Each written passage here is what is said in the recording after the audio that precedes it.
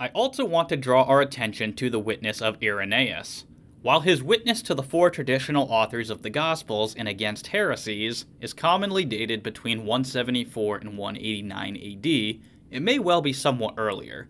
The 174 to 189 date is based upon Irenaeus' claim that Eleutherius was the bishop of Rome while he was writing. According to certain sources, Eleutherius was bishop of Rome between 174 and 189. However, the sources do not all agree here.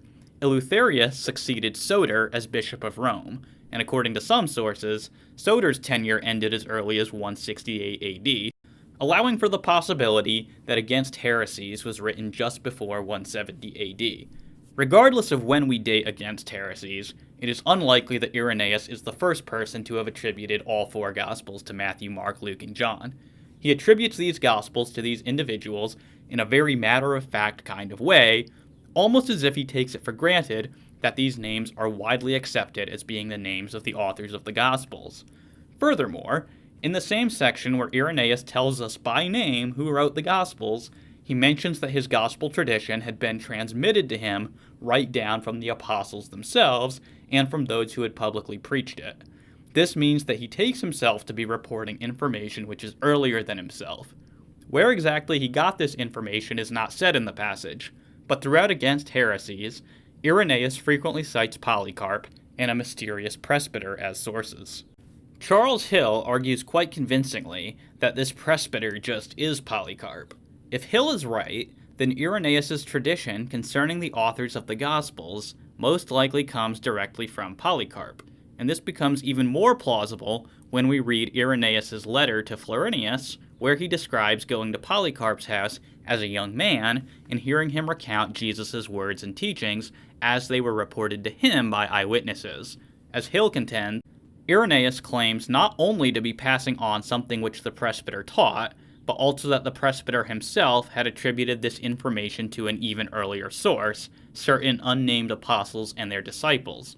Regardless of how the merits of this claim are judged, the chain of events reported in Against Heresies certainly matches Irenaeus' testimony in the letter to Florinius about Polycarp, and he concludes, simply stated, in Against Heresies, Irenaeus recounts from memory the anti-Marcionite oral teaching of a respected presbyter, a disciple of the apostles, and in the letter to Florinius, a letter devoted to the very same aspects of Marcion's teaching, Irenaeus claims he could remember much of the oral teaching of Polycarp of Smyrna, who he calls that blessed and apostolic presbyter.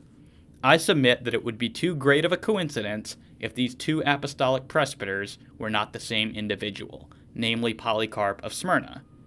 Furthermore, there is an interesting parallel in the wording of Against Heresies 3:1:1, where Irenaeus mentions the Gospel authors by name, and what he says of Polycarp in the letter to Florinius.